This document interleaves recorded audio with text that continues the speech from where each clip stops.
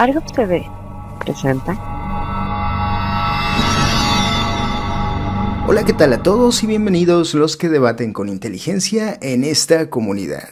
Este video es el tercero de una serie dedicada al tema del Área 51 y es parte de un paréntesis que abrí con el video anterior cuando hablaba de la ufología y la ciencia ficción. ¿Por qué? Porque para hablar de Bob Lazar es indispensable primero explicar dos cosas. Uno, que cuando él habla de ciencia a nivel teórico, de lo que en realidad está hablando es de ciencia ficción y había que explicar que la ufología le debe la existencia a este tema. Quizá no le guste a los creyentes de los enanitos verdes, pero es así. Y luego, porque uno de los pretextos que pone Lazar, lo mismo que sus seguidores cuando se habla sobre lo tramposas y mentirosas de sus afirmaciones, es que no pueden ser falsas porque pasó con éxito el detector de mentiras. Y como el tema va sobre la ciencia ficción y una herramienta que hace a los malos confesar la verdad, debo empezar este video hablando acerca de la Mujer Maravilla, una princesa guerrera de las Amazonas con fuerza sobrehumana, brazaletes indestructibles y el lazo de la verdad con el que puede obligar a sus enemigos a confesar cualquier cosa. Este cómic fue revolucionario. Una mujer por primera vez era la protagonista de su propia historieta y no la pareja del héroe. William Moulton, o el autor, fue en este sentido bastante moderno y quiso reflejar en la Mujer Maravilla todo aquello en lo que creía.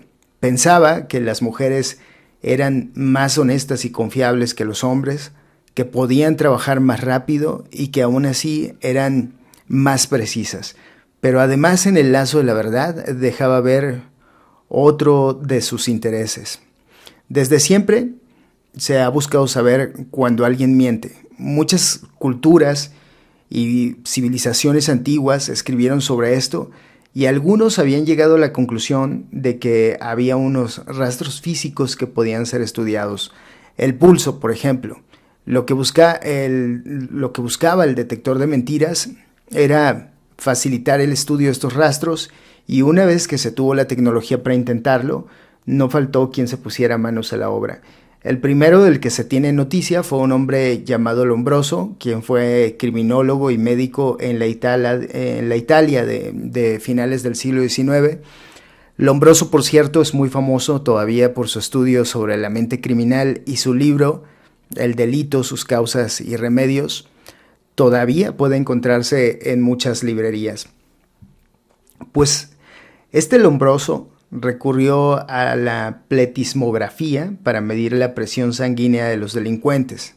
Los pletismógrafos son la base de los polígrafos, pero no estaban hechos para detectar mentiras, sino más bien para medir enfermedades pulmonares o cardiovasculares.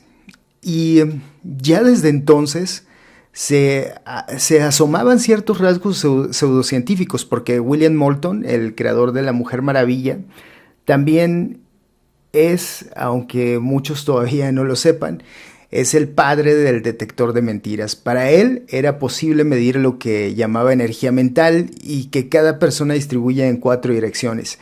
Estas 4 energías están relacionadas con las 4 fuerzas de la naturaleza: tierra, aire, agua y fuego. Algo que la verdad no lo deja muy lejos de la lectura del tarot, por supuesto, y esta idea la reflejó en el polígrafo. Tiempo después llegó John Larson, un oficial de policía de Berkeley que quiso revivir la historia del lazo de la verdad. En esta ocasión lo hizo con un tensiómetro o medidor de presión arterial, se lo puso al asesino de un sacerdote de San Francisco, publicó los resultados en el periódico y poco a poco la idea se volvió popular. Al final, Leonard Keeler, entonces jefe de policía de Los Ángeles, presentó como evidencia en la corte el primer instrumento poligráfico de su invención, basado en el de John Larson, y el resto, pues, es historia. El mecanismo básico no ha cambiado, solo mejoraron los sensores y automatizaron el proceso. ¿Cuál es el problema?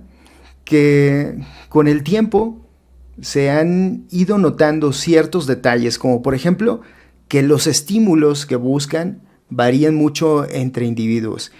Y eso no es todo. También se han encontrado que los mismos estímulos pueden cambiar en los mismos individuos. Además, ahora sabemos que no existe un patrón de actividad fisiológica relacionada directamente con la mentira. Así, si el sujeto está nervioso, aunque sea por algo ajeno al interrogatorio, el polígrafo puede señalarlo como culpable, y a la inversa, si está relajado, aunque sea culpable o esté mintiendo, el polígrafo puede señalarlo como inocente o decidir que está diciendo la verdad. Y aquí viene la parte preocupante. En lugar de descartarse, como suele suceder en el ámbito de las ciencias exactas, se ha optado por recurrir a explicaciones pseudocientíficas, o lo que es igual, aunque ha quedado al margen de la ciencia, sus usuarios han decidido continuar adelante y justificarse recurriendo a métodos que no cumplen con los estándares científicos. El problema real es que existen pruebas suficientes de que es posible engañar al polígrafo. Lo primero que hay que entender es que este aparato en realidad no detecta mentiras, sino la excitación que supuestamente se generará al decir una mentira. En resumen, lo que se hará será comparar las respuestas a preguntas relevantes con aquellas que se consideran preguntas de control, que es como lo definen aquí las personas que se encargan de esto, los técnicos. Las preguntas de control se referirán a hechos similares a las que están siendo investigadas, pero que corresponderán al pasado del sujeto. Por ejemplo, ¿alguna vez le ha mentido a alguien que confía en usted? La idea es que a una persona que está diciendo la verdad le preocupan más las preguntas de control que las preguntas relevantes, porque parecen poner en riesgo su honradez en general, mientras que las relevantes preguntan sobre un crimen particular o un hecho en específico. Hay una metodología típica que consiste en 3 fases. La primera consiste en una entrevista previa que sirve para orientar al examinado en los procedimientos de prueba. La segunda recolecta datos usando preguntas a las que se responderá con un sí o con un no. Y la tercera consiste en analizar los resultados. Como el test registra la actividad del sistema nervioso autónomo involuntario que tiene influencia en el pulso cardíaco, el ritmo respiratorio, la presión arterial y la transpiración, las personas reaccionarán distinto. Para hacerlo ver más claro, imaginemos qué sucedería si a un grupo de personas se les pusiera un arma de fuego en la sien. Algunos sudarían, su pulso se aceleraría, se pondrían a temblar y seguramente en este punto su respiración estaría agitada. Pero no todos reaccionarían igual. Con algunos otros no sucedería lo mismo. Algunos no revelarían ninguna sorpresa, otros no expresarían el miedo, otros apenas reaccionarían. Con el polígrafo sucede igual. ¿Qué pasaría con la mente de un sociópata o simple y sencillamente con el de una persona que acaba de tomar una pastilla para calmar la ansiedad? Bueno, esta pregunta es una preocupación constante y los operadores de estos aparatos han intentado responderla de forma muy parecida a como lo haría un homeópata con su actividad o un clarividente, pero la verdad es que muchas personas inocentes han sido declaradas culpables y muchos criminales han sido absueltos. Sabiendo esto, muchos espías de la Guerra Fría lograron burlarlo. El ejemplo más célebre es el del agente doble Aldrich Ames, un exoficial y analista de contrainteligencia de la Agencia Central de Inteligencia estadounidense, que aprobó no una, sino 2 pruebas de polígrafo mientras vendía secretos a la Unión Soviética. Sus filtraciones llevaron a la muerte a al menos una decena de espías. Y ya hablando de agentes de gobierno, hubo otros de los que se tuvo noticia, por ejemplo, Karl Kocher, un espía de la KGB que logró infiltrarse en la CIA, o Ana Belén Montes, que hizo lo mismo para el gobierno cubano desde la Agencia de Inteligencia de los Estados Unidos. Lo curioso y lo irónico es que Estados Unidos sigue aceptando en investigaciones policiales la prueba del polígrafo y lo mismo hace el Departamento de Defensa. Latinoamérica no está mejor, que yo sepa, en la Policía Federal Mexicana también se usa este aparato, aunque la verdad, igual resultado podría darles una ouija.